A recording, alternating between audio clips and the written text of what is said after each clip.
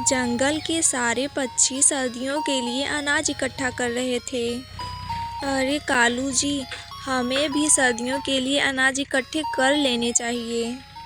सो जाओ चुपचाप, एक दो घर से चोरियां करेंगे तो आराम से सर्दियां कट जाएंगी। ठीक कहा आपने, कौन जाएगा इतनी मेहनत करने। अरे मरचा, तुम यहाँ क्या कर रही हो? तुम्हें अनाज लेने नहीं जाना है क्या? तुम लोगों की तरह मुझे अब दर बदर भटक के अनाज इकट्ठा करने की कोई ज़रूरत नहीं है। मेरे घर में तो बहुत सारी अनाज की बोरियां रखी पड़ी हैं। कहाँ से लाया इतना अनाज? लाया नहीं, खरीदा है मेरे बेटे ने। उसकी नौकरी जो लग गई है। मेरा बेटा अब घर भी आने वाला है, तो तुम देखना मेरा घर कितना पक्का तक्का बन जाता है। पूरे 3 मंजिला बनवाऊंगी, 3 मंजिला। ऐसा घर बनाऊंगी कि जंगल के सारे पक्षी देखते ही रह जाएंगे। इतना सुनकर चुक्कू का तो मुंह बन जाता है और वो चुपचाप वहाँ से चली आती है और टूनी के घर जाती है और उससे सारी बातें बताने लगती है। अब हमें भी जंगल में एक स्कूल खुलवाना चाहिए ताकि हमारे बच्चे भी पढ़ सकें। दोनों सभी पक्षियों के पास आती हैं। मेरी बात को ध्यान से सुनो दोस्तों, अगर हमारे जंगल में भी एक स्कूल होगा तो हमारे बच्चे भी पढ़ सकेंगे और अच्छा काम कर सकेंगे, जिससे कि हमारे जंगल की भी उन्नति और तरक्की होगी। हाँ हाँ, ठीक तो रहेगा, खुलवाओ ना। ध्यान से सुना क्या रही हो? मैं ध्यान से इसलिए सुना रही हूँ कि सबको इसमें थोड़ा थोड़ा पैसा लगाना होगा ताकि एक स्कूल बन सके और हम लोग शहर से एक अच्छा मास्टर भी ला सकें। घर में एक फूटी कौड़ी है नहीं, खाने के लाले पड़े हैं और तुम मास्टर लाने की बात कर रही हो। हम थोड़ा थोड़ा पैसा बचा के ऐसा कर सकते हैं। थोड़ा सा तो कमाते ही हैं, थोड़ा सा बचा ही लेंगे तो खाएंगे क्या? तो क्या हमारे बच्चे दिन भर इधर उधर घूमते रहते हैं तो क्या वो अच्छा है क्या? तुम्हारे बच्चे इधर उधर घूमते होंगे टूनी, मेरे बच्चे तो दाना चुगना सीखते हैं। दाना चुगना सीखते हैं या चोरी करना सीखते हैं? ओए, तेरी हिम्मत कैसे हुई मेरे बच्चे को चोर कहने की? तेरा बच्चा भी तो चोरी ही करता है ना? क्या कहा तूने? 1 मिनट, मेरी बात सुनिए पहले। अरे मोरी मैया, इतना सुना दिया, अभी काफ़ी नहीं हुआ क्या टूनी तुझे? अभी 1 मिनट और मांग रही है। सारे पक्षी वहाँ से जाने लगते हैं। टूनी उन्हें रोकती रह जाती है पर कोई उसकी बात नहीं सुनता। उन लोगों को जाने दो टूनी, हम लोग कुछ पैसे इकट्ठे करते हैं और एक स्कूल खोलते हैं। ठीक है भैया। कुछ पक्षी कड़ी मेहनत करके पैसा इकट्ठा कर लेते हैं। कालू जी, टूनी और उसके दोस्तों को इतनी मेहनत करके अनाज इकट्ठा करते हुए देख के मुझे तो बहुत ही खलबली हो रही है। तो क्या, चलो आज अपने ड्यूटी पर चलते हैं। चलो इसको भी साथ लेकर चलते हैं। ये क्या करेगा जाके? अरे इसे शिक्षित नहीं करना है क्या?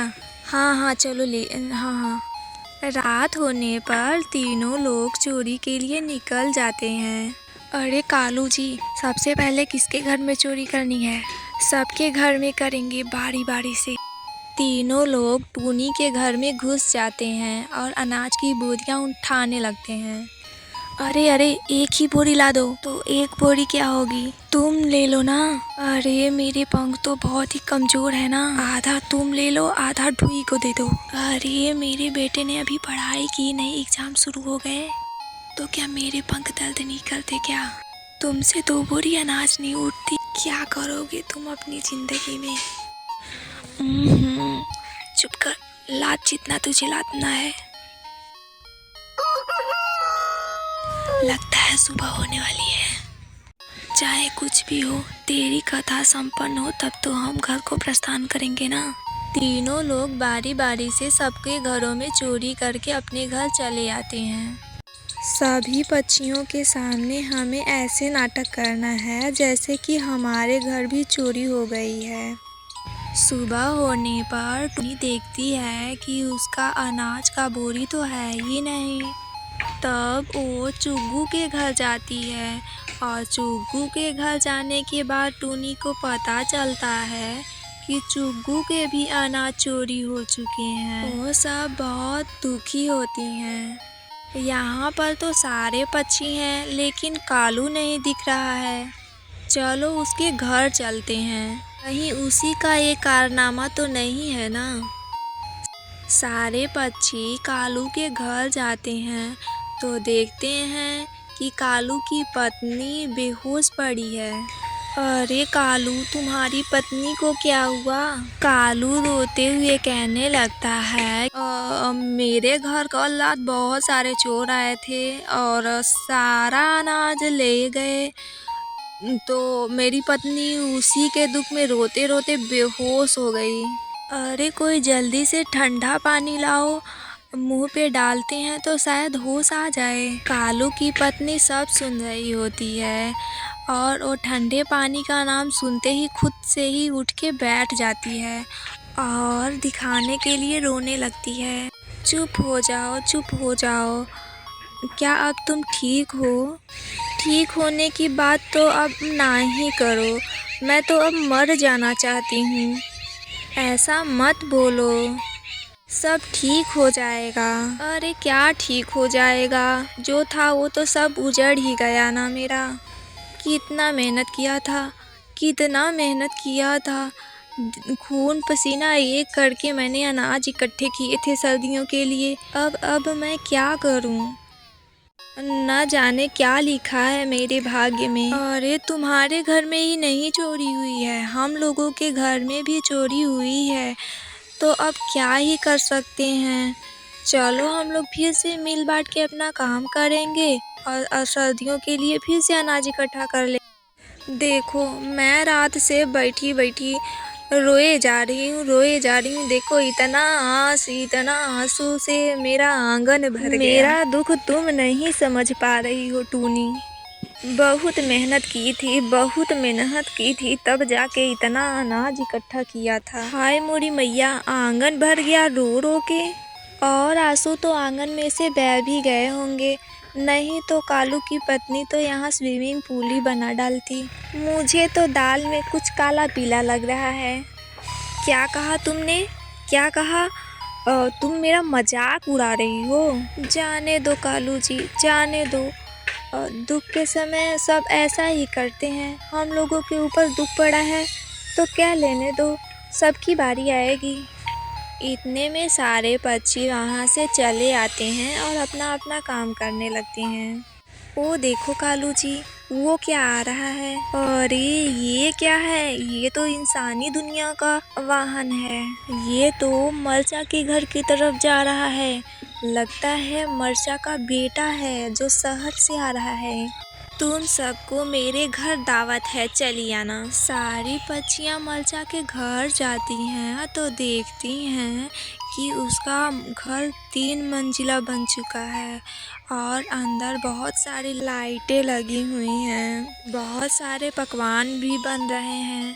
सारे पक्षी खा पी कर अपने अपने घर चले आते हैं। वाह कालू जी, आज तो मज़ा ही आ गया। क्या पकवान बनाए थे मरचा ने? मरचा ने नहीं, उसके बेटे ने।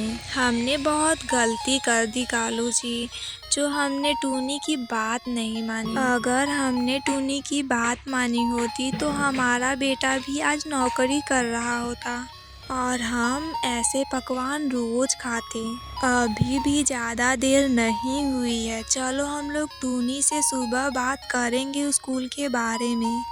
सुबह हो जाती है और सारे पक्षी एक जगह बैठ के बातें करने लगते हैं। देखो दोस्तों, मैंने अपनी पत्नी के कुछ गहने गिरवी रख के स्कूल खोलने के लिए पैसे जुटाए हैं। आप लोगों के सारे अनाज चोरी हो गए हैं तो आप लोग कोई मदद नहीं कर पाएंगे, मुझे पता है। स्कूल खुलवाने और मास्टर रखने का खर्च हम उठाएंगे और बाकी सारा खर्च आप लोग उठाएंगे। क्या ये ठीक रहेगा? इस पर सारे पक्षी राजी हो जाते हैं और स्कूल खुल जाता है। देखो बच्चों, ध्यान से आप पढ़ना। क से कबूतर। ओए मास्टर जी, ये स्कूल हमने खुलवाया है तो आपको क से कबूतर नहीं पढ़ाना है, आपको क से कौवा पढ़ाना है। ओए चुप कर, क से कबूतर होता है, कौवा नहीं। पहले अपनी शक्ल देख ले आईने में, फिर आके क से कौवा कराना। तू क्या खुद को परी समझती है कबूतरी? तू भी अपनी शक्ल आईने में देख ही ले। मास्टर जी, आपको क से कौवा ही पढ़ाना है। ऐसा कैसे हो सकता है? क से तो कबूतर ही होता है ना। कुछ भी हो, लेकिन स्कूल तो मैंने ही खुलवाया है ना। एक अजाया बिल ही खोदता है। तुम सब नौकरी वोकरी के बारे में भूल ही जाओ। तुम सब जाके अपनी अपनी शक्ल देखो आईने में। बड़े चले स्कूल खोलने, अपने बच्चों को पढ़ाने। तुम सबके बच्चे बिलल्ले होंगे, बिलल्ले। लिख के रख लो। इतना कह के मरचा अपने घर चली जाती है और इन सारी पक्षियों को बहुत ही बुरा लगता है। कालू और उसकी पत्नी को अपनी गलती का एहसास होता है। हमें माफ़ कर दो दोस्तों, अब हम कोई भी गलती नहीं करेंगे। मास्टर जी, आप वही पढ़ाइए जो सही हो, जिससे हमारे बच्चे आगे बढ़ सकें और तरक्की कर सकें। अब सारे पक्षियों के बच्चे पढ़ने लगते हैं और सारे पक्षी अपना खुशी खुशी रहने लगते हैं।